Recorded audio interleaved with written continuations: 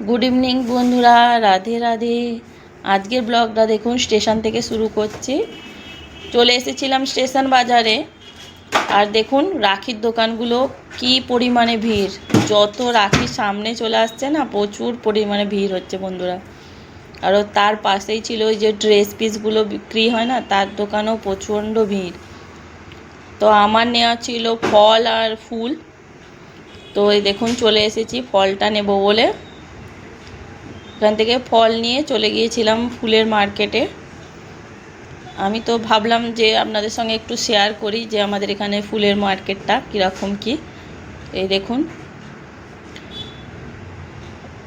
সব সময়ের জন্য আসি না, বিশেষ কোনো পুজো অনুষ্ঠান হলে আসি।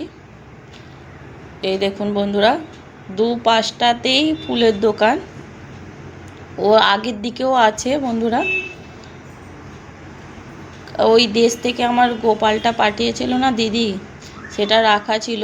ওইটা পঞ্চগব্য দিয়ে স্নান করিয়ে তারপরে পুজো করতে হয়, সেই জন্য ভালো দিন আছে আজ। কালকে তো পূর্ণিমা আছে, ভাবলাম যে ফুল টুলগুলো নিয়ে ভালো করে পুজো টুজো করে তারপর থেকে গোপালটা পুজো করা শুরু করব।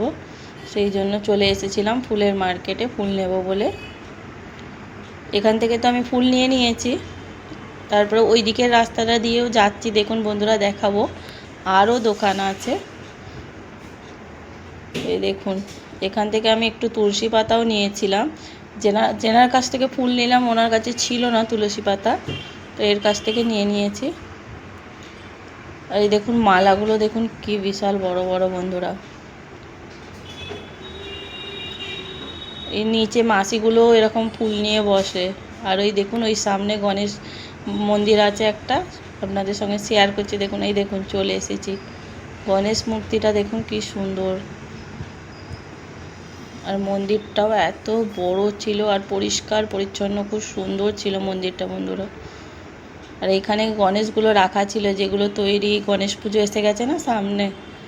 আর তারপরে আমি চলে গিয়েছিলাম ডিমার্ট শপিং মলে, যেখান থেকে আমরা সব জিনিসপত্র কিনি রোজকার গ্রসারি।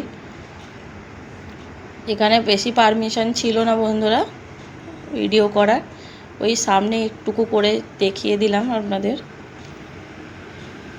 এই যে সামনে ঢুকতেই এখানে বিস্কিটগুলো থাকে, চা biscuit coffee bread. Tata bye bye, Radhe Radhe.